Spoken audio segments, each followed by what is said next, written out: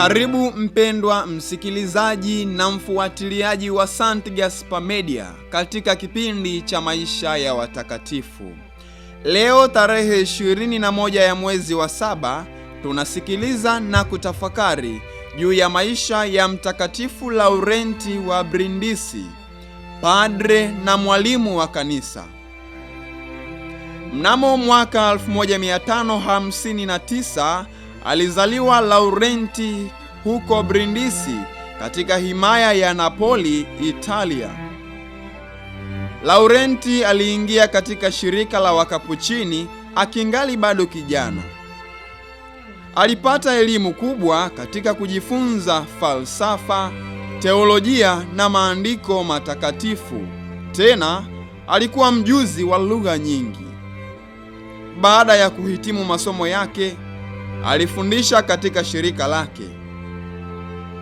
Alipokuwa padre, Laurenti alionyesha juhudi kubwa katika kuhubiri, hasa kwa Wayahudi na Waprotestanti.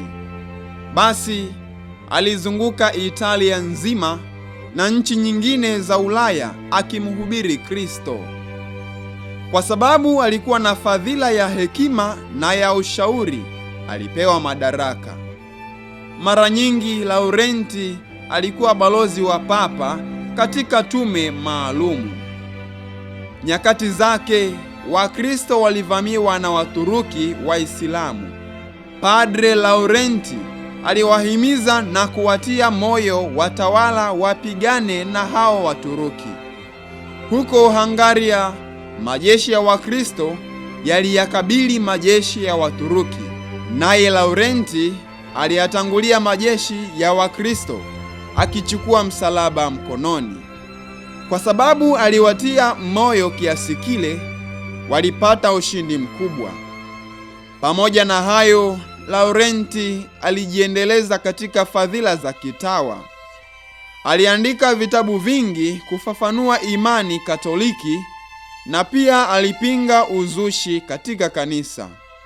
Muda wote wa ziada aliyokuwa nao aliutumia katika kusali na kufunga.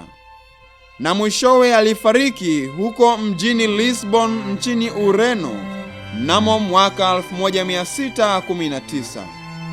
Alikuwa huko amepelekwa na watu wa Napoli ili awatetee watu wake, maana alikuwa mtetezi mkuu wa haki na uhuru wa Wakristo.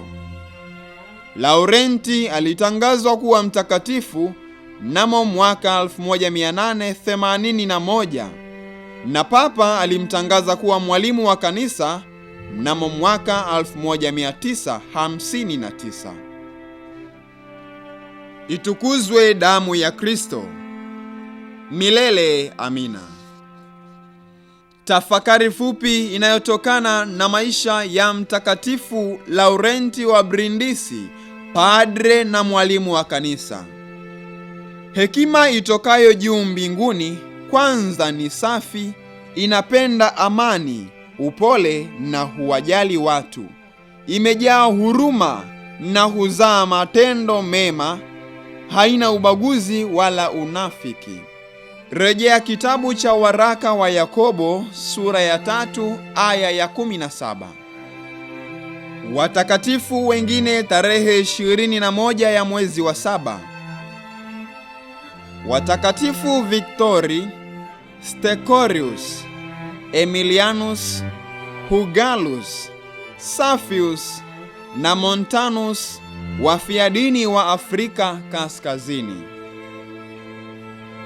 Mtakatifu Laurenti wa Brindisi, padre Mfransisko Mkapuchini na mwalimu wa kanisa, utuombee.